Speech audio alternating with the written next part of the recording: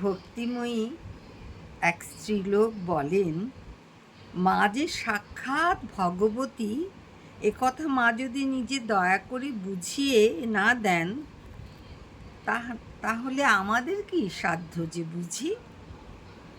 তবে মায়ের ঈশ্বরত্ব এখানেই যে মায়ের ভেতর কোনো অহংকার নেই।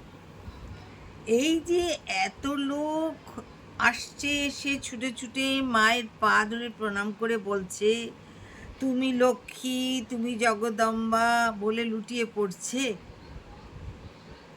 অন্য কেউ হলে অহংকারে ফুলে ফেঁপে উঠত। কিন্তু মা একেবারে নিরহংকারী ছিলেন। জয় মা শারদা।